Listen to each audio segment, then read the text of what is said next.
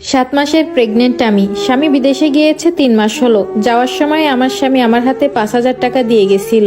আর এই 3 মাসে সে আমার কোনো হাত খরচ দেয়নি। হাই রিক্সের প্রেগনেন্সি আমার। প্রতি মাসে ডাক্তারের চেকআপে থাকতে হয়। ডাক্তার দেখিয়ে ওষুধ আনতে প্রায় আমার 7-8 হাজার টাকা প্রতি মাসে খরচ হয়। তাছাড়া নিজের আরো কিছু পার্সোনাল খরচ থাকে। যতই প্রেগনেন্সির সময় বাড়তেছে আমার এটা সেটা খুবই খেতে মন চায়। জানি না আমার গর্ভে ছেলে সন্তান বা মেয়ে সন্তান কোনটা আছে, কিন্তু মার্কেটে গেলে বা বাজারে গেলে যখনই কিছু নতুন বাচ্চাদের জিনিস দেখি আমার কিনে আনতে মন চায়। মনে হয় এটা কিনে নিয়ে আসি, দেখলেও একটা চোখের শান্তি লাগে। কিন্তু আফসোস কি জানেন, এই মাসে আমার স্বামী আমার জন্য হাত খরচ পাঠিয়েছে মাত্র 3,000 টাকা, তাও আবার আমার শাশুড়ির কাছে। তার কাছ থেকে চেয়ে সেই 3,000 টাকা নেওয়া লাগবে। আমার স্বামী বিদেশে যাওয়ার পর থেকে তার মায়ের অ্যাকাউন্টে, মানে আমার শাশুড়ির অ্যাকাউন্টে প্রতি মাসে 80,000 টাকা থেকে 1 লক্ষ টাকা পর্যন্ত পাঠায়।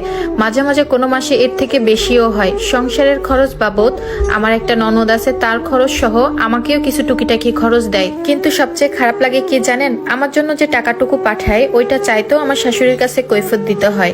বলে রান্না বান্না খাওয়া দাওয়া তো সবই আমাদের সাথে করো, তাহলে এক্সট্রা ভাবে কেন টাকা লাগবে। এক কথায় আমার শাশুড়ি আর ননদ আমাকে কোনো প্রকার টাকা পয়সা দিতে চায় না। তারপর আমি আমার স্বামীর সাথে কথা বলি, আমাকে বলেছিলাম প্রেগনেন্সি অবস্থায় কিছু টাকা বাড়িয়ে দিতে, কিন্তু সে আমাকে স্পষ্ট ভাবে বলে দেয় আমার পিছনে আর 1 টাকাও খরচ করতে পারবে না। যতটুকু দিচ্ছে এর থেকে যদি বেশি চাই সেটাও আর পাবো না। তাকে আমি বলেছি প্রতি মাসে আমার 7-8 হাজার টাকা লাগে শুধু ওষুধ বাবদ, আর নিজের তো পার্সোনাল খরচ থাকে, এটা যদি না দাও তাহলে আমি কোথায় যাব।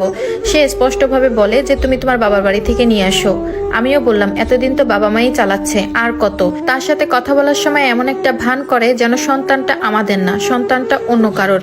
আমার পেছনে টাকা খরচ করা মানেই লস, সে এখন সেটাই বলে। আমার এই অবস্থায় সবচেয়ে বেশি প্রয়োজন আমার স্বামীকে। মাঝে মাঝে ঘুমের ভিতরে কেঁপে কেঁপে উঠেই দেখি আমার স্বামী নাই। তখন যে কতটা কষ্ট লাগে সেটা আর বলে বোঝানোর মতো না। সকালে একবার, রাতে একবার শুধুমাত্র তার সাথে কথা হয়। এর মাঝেও যদি তার সাথে আমার কথা বলতে মন চাই, আমি যদি এক্সট্রা ভাবে ফোন দিই সে আমাকে ব্লক করে রাখে। যদি কোনোদিন টাকা পয়সার কথা বলি, সে এমনও হয়েছে আমাকে একটানা 1 সপ্তাহ ব্লক করে রেখেছে। মাঝে মাঝে 10 দিনও পার হয়ে যায়, তাও ব্লক খুলে না। বিয়ের পরে